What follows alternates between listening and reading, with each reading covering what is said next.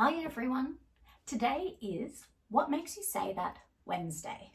Now that's a bit of a big chunky old title, isn't it? It's a little bit convoluted.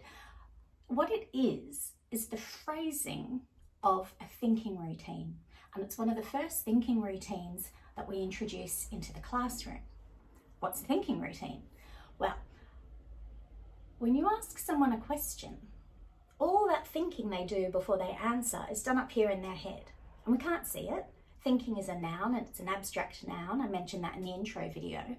So what we want to do is to get the thinking out of our heads, out of the kids' heads, and either into their language or onto some paper, some expression of their thinking. So to say, what makes you say that, immediately asks of them to give you more information. And not just information, but information of how to think about. So I'm going to show you my most favourite example of this. I was teaching a young class, I think it was year 2, and we were doing geometry, and I had the whiteboard and I drew a shape, a simple 2-dimensional shape on the whiteboard, and I said, put your hand up if you think this is a triangle. And a bunch of kids put their hand up. And then I said, put your hand up if you don't think this is a triangle. And we had one girl put her hand up. Now, I'm very lucky. The school I teach at has a very strong understanding that mistakes are healthy and good and they help us learn. So our kids are really good at, oh yeah, I think that's right. Even if, do you know what I mean? They're not scared to have a try. They're not scared to have a go. And so she put her hand up and I said, okay, you don't think this is a triangle. What makes you say that? And her response was beautiful. She said, because the tip of it, this part here, is at the bottom, it's not a triangle. So in her understanding of shape and her understanding of triangles, for it to be a triangle, and this is a really common misconception with shapes, she'd done nothing wrong at all, that's what a triangle looks like. So to her, that was not a triangle. And I just remember exclaiming and saying, that's the best mistake I've heard all day. And we talked about what made it a triangle. So by her being able to explain why she thought that, what makes you say that, we could get to the bottom of, okay, this part of the triangle, that's not what makes it a triangle.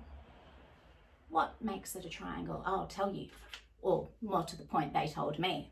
3 straight sides, 3 corners, okay?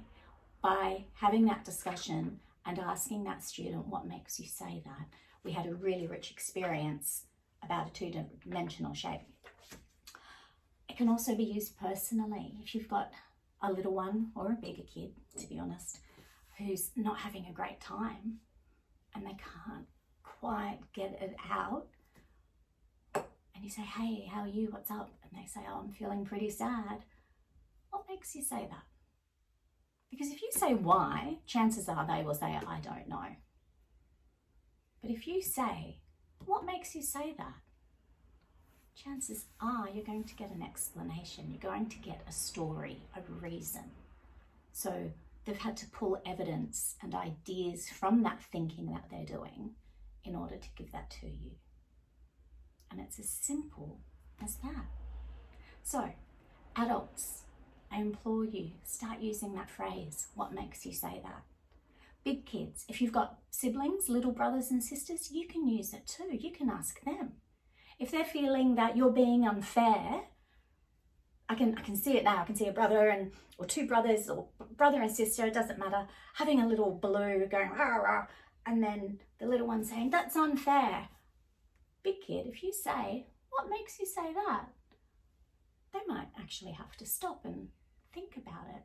And you know what? They might have a really good reason as to why it's unfair that you hadn't even thought of. So it gets that thinking going. It's my favourite thinking routine because it's the simplest, easiest to implement, and it is remarkably successful. Each week on a Wednesday, we're going to look at different thinking routines. I have a lot to learn about them still, but the teachers that I teach with, oh, they do amazing work with it. But they're things that mums, dads, carers, you guys can do too, okay? There's no stopping you. And the bigger kids, I now know this for a fact because I've done it in classrooms with them, they can implement them themselves. Once they're really familiar with the routine, they can use it in their own learning on their own to help themselves with it. Okay, so at the end of this, I'd love it if you could subscribe to the channel, give the video a like, and remember there's contact details if you want to ask me a question or message me or anything at all. I would love to hear from you. All right, thanks. I'll see you tomorrow.